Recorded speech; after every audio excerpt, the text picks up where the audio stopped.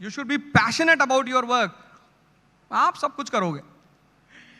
Sir एक question और लोगों के बीच में आता है कि बहुत बार डिसीजन मेकिंग के टाइम पर ना लोग समझ नहीं पाते, बहुत बार क्रॉस रोड्स पर होते हैं कि किस तरीके का डिसीजन लिया जाए। और बॉलीवुड ने तो वैसे ही एक लाइन दे दी है कि दिल की सुनो दिमाग की सुनो। आपको क्या लगता है कि जब आदमी को दिल की सुननी चाहिए या दिमाग की सुननी चाहिए, या फिर जैसे कहते हैं कि इमोशनल डिसीजन या फिर प्रैक्टिकल डिसीजन?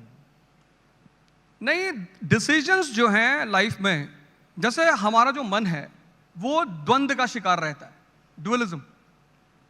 उसकी वजह यह है कि 95% लोग दुनिया में हर चीज कंफर्म करना चाहते हैं। जैसे कोई स्टूडेंट मेरे पास आता है तो बोलता है सर मैं आईएएस बनूंगा। अब अगर ये बात मुझे पता होती कि मैं नहीं बनूंगा तो मैं तैयारी ही क्यों करता। तो अब हम चाहते हैं हर चीज कंफर्म हो, वो है नहीं।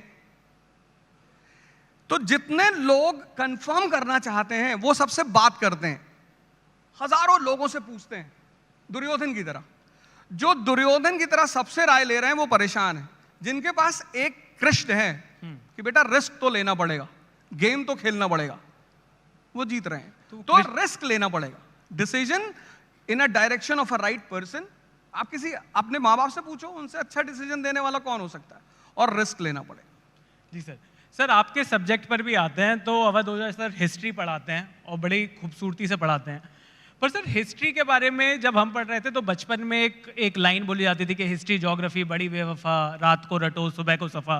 तो जिस सब्जेक्ट को इतना डिमोनाइज किया हुआ था शुरुआत से, आप मतलब आप क्या सोसाइटी को वापस देना चाहते हो कि नहीं मैं उस हिस्ट्री से प्यार करा कर ही रहूंगा बाकी बच्चों को? Science is based on reason and humanities is based on analysis.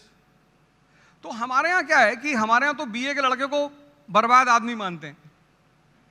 जैसे कोई बीए किया हुआ लड़का है, शादी वगैरह में खड़ा है, तो हमारी सोसाइटी में लोग पूछते हैं क्या कर रहे हो, इंजीनियरिंग कर। अरे वाह, एमबीए तो ठीक है भैया, हम बीए कर रहे हैं, पीछे आओ। तो वो बीए को मानते हैं कि बर्बाद आदमी। इस कंट्री में ह्यूमैनिटीज को बहुत रेयर इंस्टीट्यूशंस में पढ़ाया जाता है। तो जैसे अभी आपने कहा, हमारी टीचर क्लास में 10th में बोलती थी कि बेटा बस अब हिस्ट्री दोबारा जिंदगी में कभी नहीं आएगी जी, और वो सामने आके खड़ी हो गई।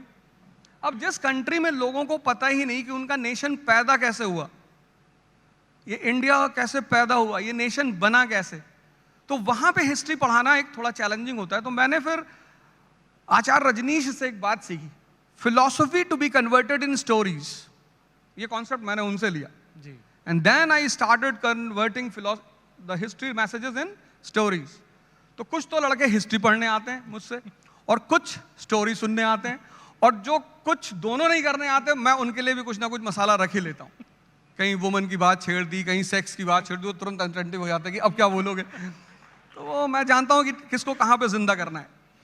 तो सर इतना जो प्रेशर है आईएएस की कोचिंग में और आईएएस की पढ़ाई में, तो वहां पर आप ह्यूमर का कितना रोल देखते हो? आपकी जो जिस तरीके की आप पढ़ाते हो जिस तरीके से, उसमें ह्यूमर का बहुत बड़ा योगदान है, एक बहुत बड़ा रोल है, लोग एंजॉय करते हैं। और जिनको आईएएस नहीं बनना वो भी तो आपके वीडियोस देख ही रहे हैं। तो ह्यूमर की कितनी इंपॉर्टेंस है? ह्यूमर जैसे चटनी है खाने में, अब आप दाल की तरह ह्यूमर डाल दोगे तो लड़का बड़ा दुखी हो जाएगा।